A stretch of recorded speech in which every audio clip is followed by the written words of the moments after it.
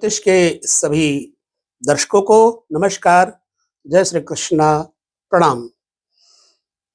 दुख और सुख दोनों के बीच में समता के साथ जो जीवन को सम रखता है वह संत होता है। सुख में फूले नहीं, दुख में ईश्वर को भूले नहीं, वह संत होता है। संत चाहे कोई भी वस्त्र धारण कर ले, लेकिन उसका अंतःकरण संत होता है। वही कर्ण से कोई दिखावा या प्रदर्शन करने मात्र से संत नहीं होता। आत्मा का जो बोध है, जिसके अंतर हो जाए, वो संत होता है। आत्मा स्वरूपतः निर्लेप है, निराकार है, सर्वत्र है, सर्वव्यापी है, आकाश की भांति है।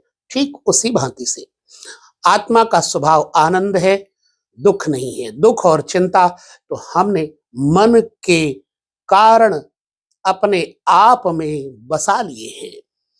तो ज्योतिष के इस तथ्य के साथ साथ हम सत्य को मान करके जब जीवन जिएंगे तो ज्योतिष हमें लाभ भी देगा, और हम जब मन से सुखी हो जाएंगे तो हमारा तन भी सुखी होगा, क्योंकि तन का सुख मन के सुख से होता है और मन का सुख आत्म संयम से होता है। हम आज आपसे बोलेंगे कि आपको जन्म कुंडली में एक योग जानना है, वो है उभयचरी योग। ये उभयचरी क्या होता है? जन्म कुंडली में सूर्य को आत्मा कहा गया है, मन को शरीर कहा गया है, चंद्रमा को शरीर कहा गया है। तो चंद्रमा के दोनों तरफ हो या सूर्य के दोनों तरफ हो या लग्न के दोनों तरफ अच्छे ग्रह हो तो उसे कहते हैं शुभ उभयचरी योग।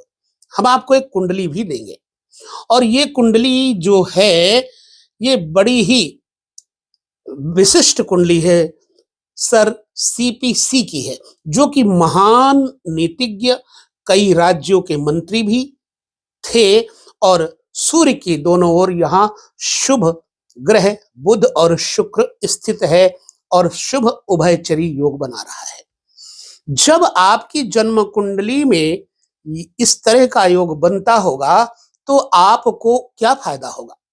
सूर्य आदमी का यश, कीर्ति, राजनीति में उत्थान, नौकरी, पद प्रतिष्ठा में दिन दूनी रात चौगुनी प्रगति इत्यादि देता है।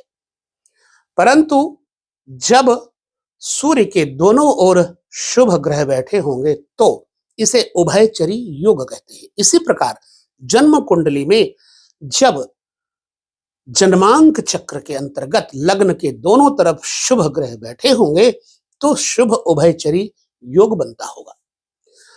परंतु यहां हम सूर्य को ही ले लेते हैं। यदि सूर्य के दूसरे और 12वें घर में शुभ ग्रह बैठे होंगे तब यह योग का निर्माण होता है, और इस योग का प्रतिफल है वाणी, संतान, संपत्ति, यश और कीर्ति तथा आत्म उद्धार के लिए मनुष्य के अंदर मुमुक्षा की भावना जागृत होना। आप अपनी जन्म कुंडली में देखिए, सूर्य के दोनों तरफ शुभ ग्रह बैठे हैं या अशुभ ग्रह बैठे हैं।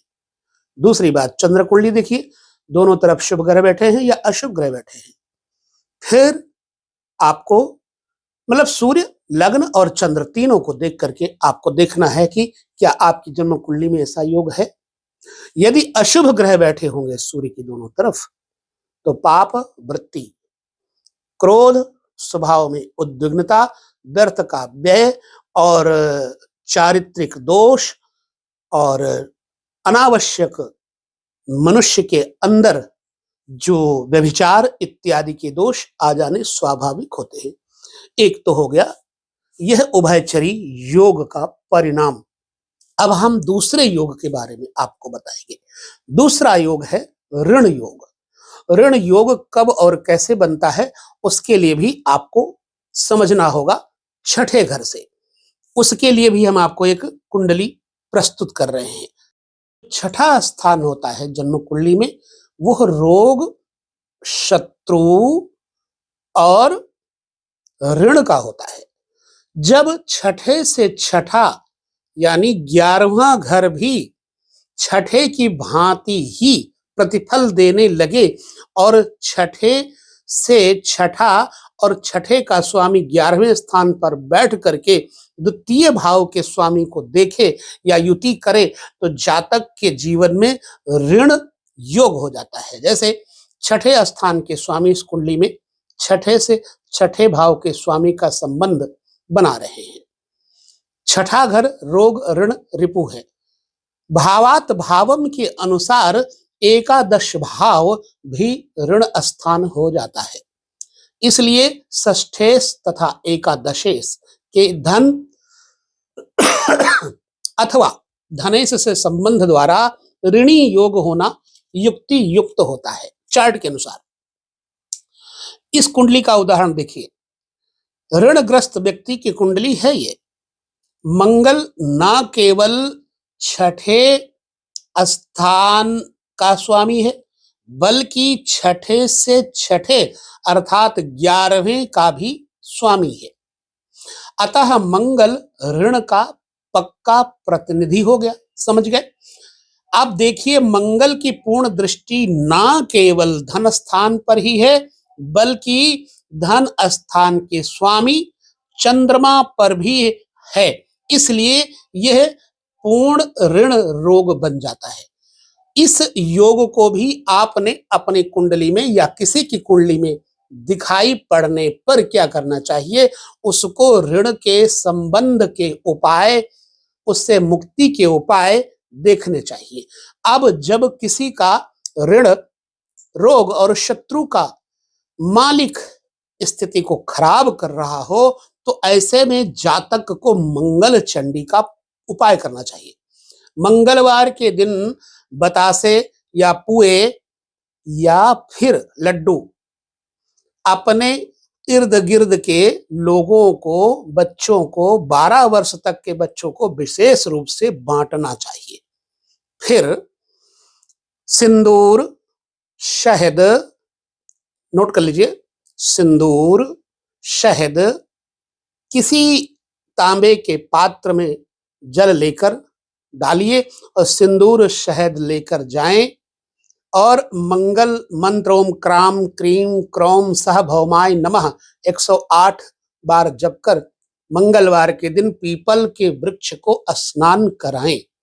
और फिर आप कुछ दिनों में देखेंगे कि आपके जीवन में ऋण, रोग, शत्रु समाप्त हो रहे हैं, कम हो रहे हैं।